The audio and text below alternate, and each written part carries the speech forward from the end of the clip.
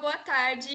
Estamos começando mais um episódio do Talk Show Fofocando na História, o episódio número 2, chamado Agito no Egito Antigo, com História e Arte. Hoje nós vamos falar, então, sobre um tema que é muito conhecido no cinema, muito conhecido nas artes, na cultura. E qual o tema que é? O Egito Antigo. Mas será que a gente vai falar sobre as múmias, sobre a construção das pirâmides por alienígenas? O que será que vai ser tratado hoje? Não é só isso. Hoje nós vamos falar sobre a religiosidade, sobre a arte, sobre a cultura e também os costumes dos povos egípcios, que estão totalmente relacionados aos seus modos de vida, a como eles concebem o mundo e a todas as práticas que nós conhecemos dessa cultura. E para falar de tudo isso, nós vamos chamar duas grandes profissionais, a professora de arte do Marista Escola Social Santa Mônica, Bruna de Campos, e a professora de história do 6º e 7º ano do Colégio Marista Pio XII. Podem entrar, meninas, deem um oi para o pessoal e digam o que vocês esperam do nosso encontro. Olá, pessoal. Bom, eu espero que vocês, estejam todos atentos aí. É um prazer estar com vocês aqui, junto com a professora Ruama, a professora Meres. É muito importante a gente estar junto nesse momento para discutir esse assunto que é tão legal e tão rico para nós. É um prazer mesmo. Obrigada, Ruama, pelo convite. Obrigada, Ruama. Muito obrigada, que bom estar aqui com a Bruna, com a Ruama. Eu espero que nesse nosso encontro a gente possa construir mais conhecimento sobre essa civilização maravilhosa do Egito e que a gente possa fazer relações com o nosso presente. Então é isso que eu espero.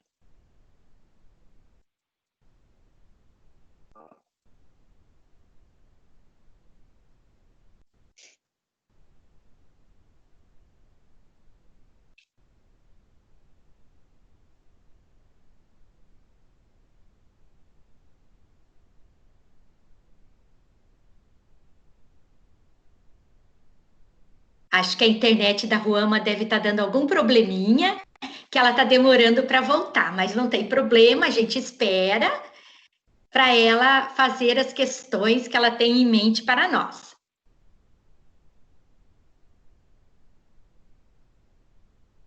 Eu só vou abrir um arquivo aqui e aí eu já vou auxiliando a Ruama e vocês, porque a internet dela tá dando um probleminha mesmo. Aí eu vou fazendo a ponta com vocês, só um minutinho. Legal.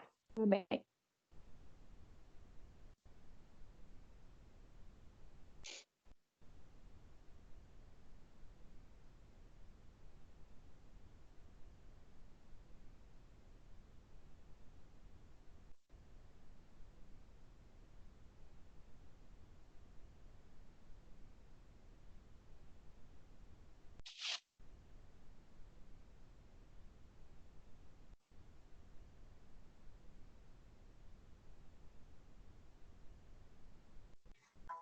Olá, pessoal. Peço desculpas, a minha internet está falhando. Programas ao vivo é isso que acontece mesmo, né?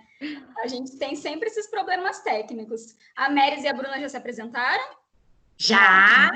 Então tá bom. Então eu peço desculpas eu não estar aparecendo, é porque a minha webcam hoje resolveu ficar dando problema, mas quando eu não puder aparecer aqui, a Nayara vai fazer as perguntas para vocês, tá bom, meninas? Tá bom. Eu quero então pedir para que o pessoal da plateia deixe os microfones e as câmeras desligados, né, para a gente não atrapalhar vocês. E eles podem enviar perguntas pelo chat. E aí, ao final da entrevista, as nossas entrevistadas respondem. Bom, então vamos começar. Vocês poderiam falar para nós quais foram as primeiras coisas que vocês aprenderam na vida sobre o Egito, assim, quando era criança, adolescente, o que vocês viam? E se mudou algo a partir dos estudos que vocês realizaram? Seja na arte, seja na história. Começando daí sempre pela Bruna e depois a Meris. Ok. Tá. Bom, eu acho que a primeira coisa que eu vi na escola, pelo menos, foi as pirâmides, né? Eu acho que é um marco, né, sobre o Egito, são as pirâmides. E também, eu lembro que eu assistia muito filme, muita coisa que passava na TV sobre os egípcios. E minha mãe sempre assistia um filme que falava sobre a Cleópatra e todas essas questões do Egito, né? Toda essa cultura.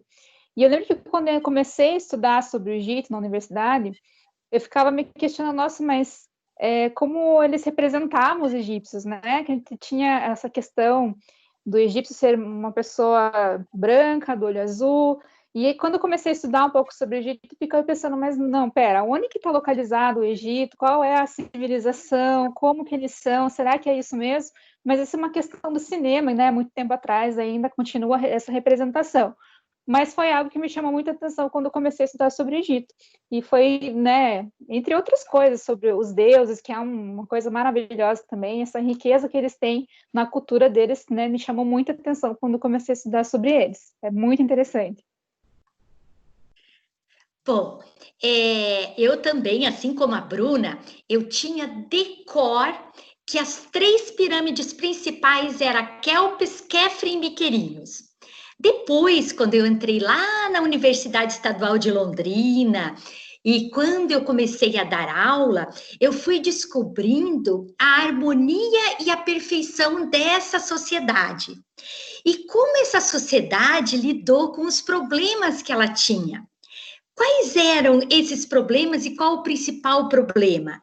Era que ela se localizava num deserto, então ela teria que usufruir do rio Nilo para, primeiro, conter essas águas que ocasionavam enchentes, depois para levar essas águas até a agricultura, levar essas águas até a casa deles.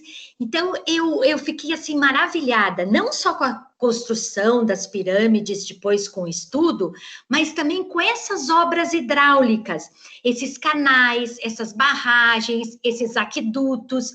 Acho que o que mais me encanta na sociedade egípcia e também na harmonia que eles buscavam, seja na confecção dos objetos,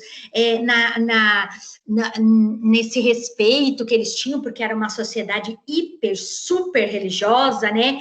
Então, essa coisa do transcendente, como eles cresceram a partir na ciência e tudo mais, a partir desta religiosidade deles, né? Então, acho que o que mais me encanta são essas obras hidráulicas que eles já fizeram há 4.000 anos antes de Cristo.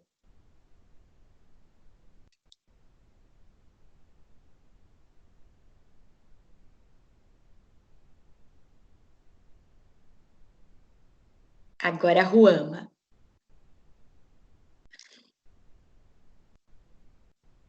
Então, deixa eu continuar aqui, que eu acho que ela deve ter tido probleminha de novo.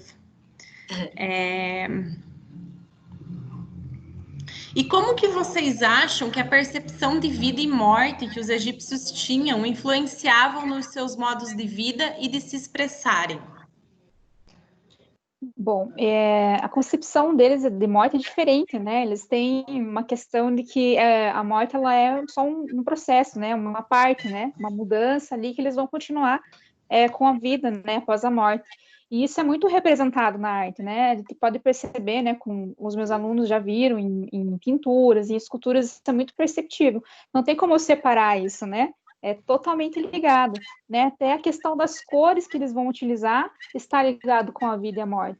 Então, é algo que eles vão representar, por exemplo, na arquitetura, né, com as pirâmides, está totalmente ligado com a vida e a morte. Então, não tem como eu separar. A concepção deles, nessa questão da religião deles, vai estar envolvendo todos os aspectos, né?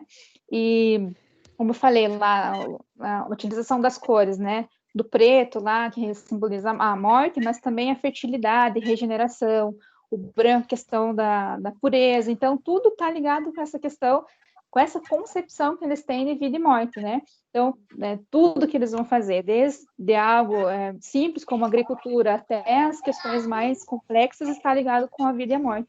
Isso é muito interessante a gente perceber com as culturas, né? Que eles retratam os deuses. É interessante a gente perceber como eles colocam essa religiosidade nas expressões deles. É muito interessante. Essa concepção, né, de vida e morte é muito interessante na crença que eles tinham que o deus Osíris, quando eles morressem, ia pesar numa grande balança o coração deles. Então, se esse coração fosse tão leve quanto uma pluma, ele poderia voltar à vida. Caso contrário, ele viveria no mundo das sombras. Então, eu acho que todas essas crenças, né, numa vida, no caso do retorno à vida, ou numa crença da vida após a morte, leva essa sociedade a, no caso lá com os egípcios, a fazer com que o seu coração ficasse leve, ficasse não tão raivoso, com menos mágoa, menos ressentimento. Então, essa metáfora que eles usam, né, essa crença deles, que o deus Osíris vai pesar esse coração, eu acho que influenciava todo esse dia a dia deles e era bem interessante. Por isso que eles preparavam esses corpos, faziam a mumificação, tiravam todos os órgãos desse corpo, limpavam, colocavam ervas aromáticas, enfaixavam. Então, para preparar esse corpo para receber de novo esses órgãos e receber esse coração. Então, eu acho que sim, que essa harmonia que a sociedade tinha, esse equilíbrio, se dava por essa crença que eles tinham. Então, eu acho que isso impactava no dia a dia deles. Bacana. Então, a Ruama está por aí? Acho que não ainda. Então, assim, agora eu vou perguntar se a plateia, né, aqueles que estão assistindo ao nosso programa, tem alguma pergunta, alguma curiosidade para as professoras a partir do que elas nos trouxeram até esse momento. Se quiserem falar ou mandar pelo chat. Prof. Bruna e Prof. Meires. Tá. A teoria que vocês mais aceitam da construção de pirâmides? Ah, ok. Que legal, Vitor. Olha, Vitor, a teoria que eu mais aceito na construção da pirâmide é que eles se utilizavam de roldanas e alavancas, principalmente alavancas, para levantar com a força humana aquelas pedras que pesavam toneladas, que somente, por exemplo, 100 homens não conseguiriam fazer esse trabalho. Então, a alavanca, ou seja, que era um conhecimento já da física que eles tinham, ajudavam eles a erguer e transportar esses blocos de pedra. E outra coisa muito importante, Vitor, é que quando eu estudava, quando eu tinha a sua idade, eu achava que no Egito Antigo, quem construiu a pirâmide tivesse sido os escravos, mas não. Hoje a historiografia mostra que a construção das pirâmides foi feita pelos trabalhadores livres. Na realidade, o Egito usava uma pequena parte de escravos, daqueles que eles capturavam em guerra ou não pagavam impostos para eles, mas era só uma pequena parte. O Egito não era uma sociedade escravocrata como a Grécia e Roma serão. Então, o trabalho remunerado foi feito para a construção dessas pirâmides. Então, assim como os artesãos, os agricultores, os comerciantes viviam em função do faraó, que ele era o representante de Deus, né, na terra, ele era filho de Ra, ele era o Horus na realidade. Então, esses trabalhadores livres tinham orgulho em construir a tumba para esse faraó. E a construção, eu acredito que foi simplesmente através de alavancas e roldanas. São desse modo que eles conseguiram fazer a essas obras monumentais, que até hoje é uma incógnita para a arquitetura e para a engenharia. É bem interessante, né, que tem muitas teorias sobre isso, né? Sim. Mas para pensar, eles estavam um pouco à frente do seu tempo nas questões, igual você falou, desse modo de construir, né? Por isso que tem várias teorias, né? Para eles estarem à frente do seu tempo, né? Nessas questões. É bem interessante, também acredito nessa teoria, embora, né, existam várias outras. Essa eu acho que é a mais, né, eu não vou falar comprovada, mas o que mais se assemelha com o que eles faziam, né, na época. Bem interessante. Sim. Ai, que legal, meninas. Essa coisa das pirâmides eu acho que encanta todo mundo, né? E é algo que a gente não vê tão comumente em outras culturas, outras civilizações. Então, o Egito ele é muito mostrado, né? Ele é muito visto. Então, isso é bem legal também. Eu não comentei da primeira fala de vocês, mas é interessante porque a imagem que eu tinha de Egito durante o meu tempo de criança ou adolescência era um pouco negativa, porque eu conheci o Egito através da Bíblia. Então, os egípcios, para mim, eram os inimigos, né? A religiosidade egípcia, o modo de ver a vida e tudo mais. E aí, eu acho que quando vem esse conhecimento da história, que a gente entende uma cultura como diferente e tudo mais, a admiração que a gente tem muda, né? A admiração que a gente tem por um povo que não era da Europa, que é um povo da África, né? Ter conseguido manter uma civilização tão rica e tão vista diante do mundo todo. Então, eu acho que isso é muito legal e muito significativo, já que o nosso currículo é tão eurocêntrico, né? Verdade. E aí, meninos, obrigada, Vitor, pela pergunta. Os demais também, se quiserem ir mandando pelo chat, não tem problema, tá? No final, as meninas vão responder. Mas agora eu queria perguntar para vocês um pouquinho sobre a sociedade egípcia comum, né? Sobre aqueles que não eram funcionários dos faraós, aqueles que não eram os escribas, as pessoas que não eram notadas, né? Nesse sentido. Qual que vocês acham que era o papel deles na sociedade egípcia e como que eles foram representados? A Bruna, né, que trabalha com a arte egípcia, eles eram representados nessa arte? O que do cotidiano deles era representado? Bom, eles foram muito importantes, principalmente os artesãos, né, que são responsáveis pelas esculturas, pelas pinturas, pelos trabalhos, né, de tecelagens, ourives. Então, através deles, né, aquilo que eles deixaram para nós, a gente pode estudar sobre eles, sobre a sua civilização, do seu dia a dia. E também eles eram retratados assim nas pinturas. E na pintura a gente vê essa questão hierárquica, né? O faraó sempre vai ser representado no modo maior, e essas pessoas, né, os trabalhadores, eles eram representados de uma forma menor. Mas eles eram representados, sim, nessas pinturas, e nós podemos ver eles ali, por exemplo, os agricultores fazendo o seu trabalho, sendo representados nas pinturas. Então, eles são de extrema importância, né? Através do trabalho deles, que eles nos deixaram, a gente consegue perceber e estudar como era o modo de vida deles nesse período. Então, né, de extrema importância essas pessoas para a construção do Egito, né? E, na realidade, todos esses trabalhadores livres, além de importantíssimos e representados, eles faziam parte de toda essa religiosidade, né? Que o faraó, como representante do filho de Ra, e como monarca que tinha em suas mãos a religião e o Estado, a sociedade em si fazia homenagem a esse transcendente. Então, eles trabalhavam com o ouro, com a cerâmica, com tudo, sempre para homenagear esse transcendente. Então, era bem interessante esse dia a dia desses trabalhadores livres, voltado ao faraó, voltado à religião, né? As suas casas, por exemplo, não tinham móveis dentro das casas das pessoas, como nós temos hoje. Tinham objetos que eles precisavam para comer e tudo mais, mas não tinham no máximo uma cama.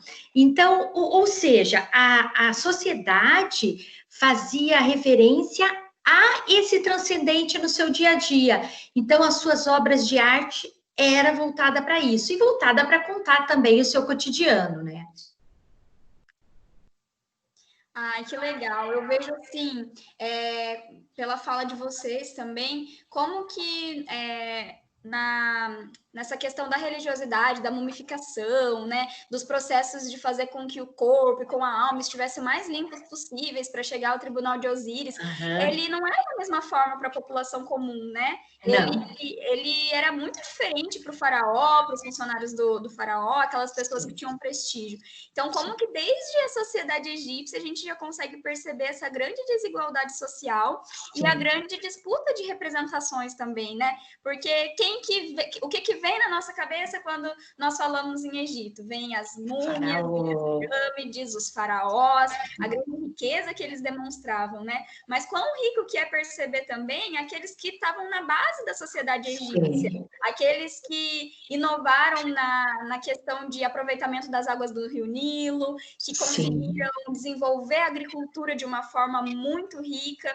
Então, assim, eu acho que se vocês quiserem falar um pouquinho mais sobre isso, sobre essa questão da desigualdade e dos processos de mumificação mesmo, por que eles eram feitos, por que só algumas pessoas passavam por esse processo, se vocês quiserem falar um pouquinho sobre isso também. Na realidade, a mumificação era algo que custava muito caro. Então, só os mais ricos mesmo eram mumificados. O restante, a população mais pobre, era enterrada em valas mesmo, na terra. Muitas vezes coberto, né, com o linho que eles faziam essa tecelagem no Egito Antigo, né, eles já faziam isso, mas sim, era uma sociedade estratificada. Então, eu tinha lá no topo o faraó e seus familiares, depois os nobres, os sacerdotes, funcionários reais, e depois os artesãos e comerciantes, depois os camponeses e depois os escravos. Então, assim, era uma sociedade estratificada e era uma sociedade, porém, isso é importante a gente falar, apesar desta estratificação, se a gente comparar com o presente, no Egito Antigo eles não passavam fome. Isso é muito legal falar. Você podia ser da sociedade mais, com menos recurso, mas você não passava fome. Isso é bem importante pontuar. Então, era uma sociedade que tinha alimento para toda o seu cotidiano ali, para abranger todas as pessoas. Então, isso é muito legal. Mas, sim, era uma sociedade desigual. A mumificação não era para todos. Então, como será que ficavam essas pessoas que não tinham a mumificação e pensavam assim, meu Deus, mas o meu coração vai voltar a habitar o quê? Onde? Como? Então, é lógico que isso afligia eles de um modo bem pontual. Então, a gente vê que existe, que quando eles se formaram em nomos, né? A sociedade egípcia se formou em nomos, desses nomos aparecia uma pessoa que era uma autoridade. Essa pessoa, na realidade, era o que o faraó acabou sendo, o quê? Dona da maior riqueza e dona das maiores terras. O faraó sempre esteve ligado às maiores riquezas e maiores terras. Então, por isso, o poder dele, por isso ele é representado maior que todo mundo, como a professora Bruna falou. Então, isso é bem importante a gente lembrar, porque depois, quando vocês estudarem lá Roma Antiga, vocês verão que o imperador também da Roma Antiga era sempre retratado como novo, um homem viril, um homem forte. Nunca se retratava o imperador como um velhinho ou com mais idade. Não. Por quê? Porque são sociedades que valorizavam esse tipo de coisa, que o monarca tinha que ser alguém forte, alguém com poder, alguém corajoso, alguém endinheirado. Então, tudo isso permeava essas sociedades da antiguidade, que é o que a gente está estudando.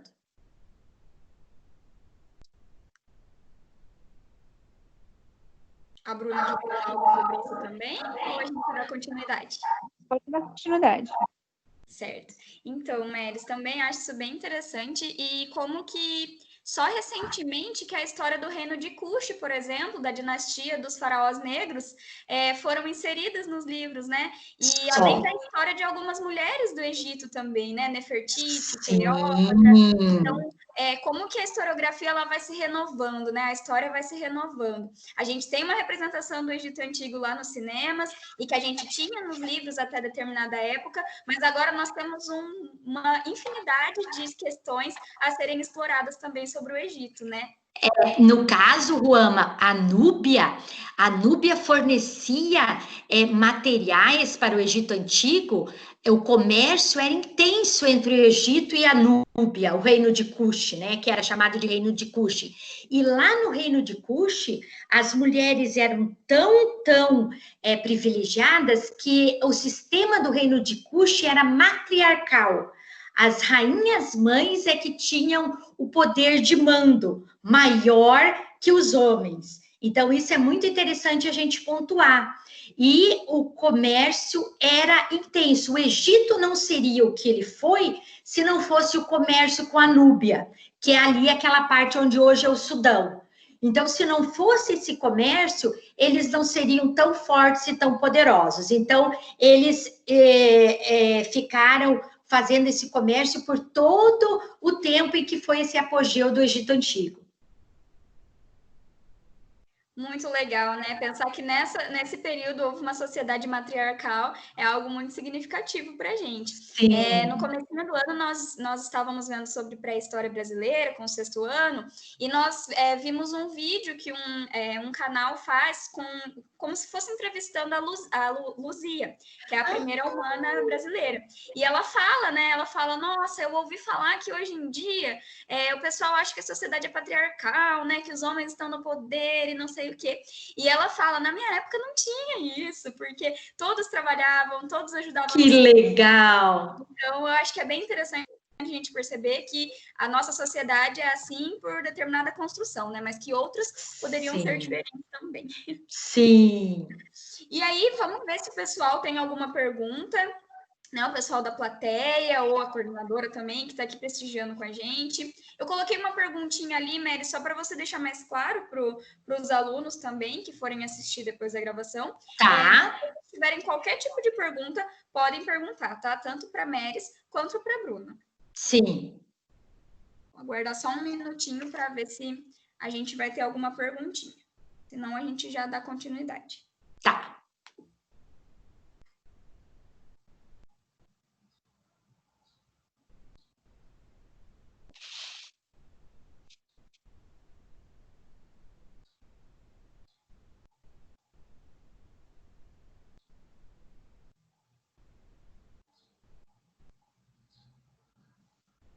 Acho que agora, então, nós podemos continuar. Só, então, fala um pouquinho sobre os nomos para eles, Meres. Ah, tá. Então, os nomos, eles constituíam... Porque, assim, os nomos, antes, o Egito Antigo, era dividido entre Alto e Baixo Egito. Depois, houve uma unificação, tá? Alguns livros falam com o faraó Menés, outros livros falam com Narmer. Tem essas duas diferenças entre algumas fontes e outras. Então, acho que vocês poderiam pesquisar sobre isso, os alunos da professora Ruama. Qual o faraó que unificou o Alto e o Baixo Egito? E eles, antes deles serem unificados, porque o Egito ele era um reino centralizado. O que quer dizer isso? No Baixo, no Alto e no Médio Egito, depois da unificação do Alto e do Baixo, nós tivemos o Alto, o Médio e Império. Então, antes, eles se dividiram, depois eles se juntaram. E quando eles se juntaram, eles se tornaram um reino centralizado, ou seja, um faraó mandava em toda a região. Mas esta região às vezes, era formada por nomos, que são famílias que depois vão dar origem a essa unificação. Então, famílias, e dentro dessas famílias tinha uma pessoa importante, que depois deixa de ser importante, porque somente o faraó que vai ficar sendo importante, tá? Então, ou seja, O Egito, diferente dos povos da Mesopotâmia, que vocês já estudaram com a professora Ruama, é que lá na Mesopotâmia existia cidades-estado, então cada cidade com o seu poder político. Agora o Egito vai ser diferente.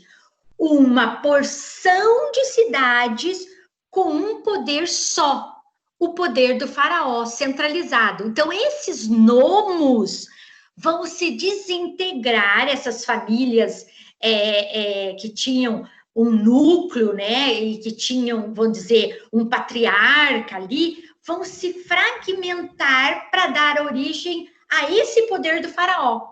Então, dos nomos, a gente vai passar para um poder centralizado, que é o poder do faraó. Então, seria isso, esses nomos, né, esses chamados nomos. Ah, legal, Meris. Meninas, como que é importante nós pensarmos nisso tudo e em como temos um mundo muito diverso, cheio de ideias diferentes, né? Acho que tudo isso nos ensina a olhar a vida e a cultura dos outros com mais respeito, entendendo o valor que cada aspecto da história tem para a nossa formação também como seres humanos. Muito obrigada pela fala de vocês. Se puderem, falem para o pessoal o que vocês acharam de hoje. Então, nós encerramos este momento, aí começando com a Bruna e depois a Meris. Bem legal, Ruama. Eu agradeço de novo pelo convite. Falo que é bem importante isso que você falou, nas questões de entender que a arte ela está junto com a história, né? Não tem como separar. Então, a gente está sempre junto, estudando junto, né? Bem legal quando bate o nosso conteúdo, né? Do Egito, entre outros, e que não tem como separar, né? A arte ela vai ser um registro histórico e vai auxiliar vocês para estudar história também. Então, muito obrigada pelo convite, foi muito legal estar aqui com vocês e espero que tenham mais oportunidades de a gente estar junto. Um beijo, sexto ano. Obrigada, Ruama, obrigada, Bruna. Foi muito legal estar aqui com vocês. Adorei essa experiência. Nós vamos ter que fazer muito disso ainda.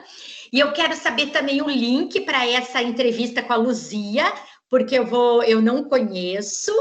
E eu estou muito feliz de estar aqui com vocês. Muito agradecida. Um beijo enorme para vocês. Tudo de bom para o Santa Mônica, que é muito legal, essa escola social, né? Marista Santa Mônica. Então, a gente manda um beijão para todos vocês e principalmente para os alunos de vocês. Muito obrigada, meninas. Ficamos muito felizes com a participação de vocês, tanto pela arte, pela história, que estão sempre muito unidas, né? E por hoje é só, pessoal. Agora nós chegamos ao fim do episódio 2, Agito no Egito Antigo com História e Arte. E agora fiquem com os roteiros e atividades e com os temas que vão surgir também a partir desse programa, né?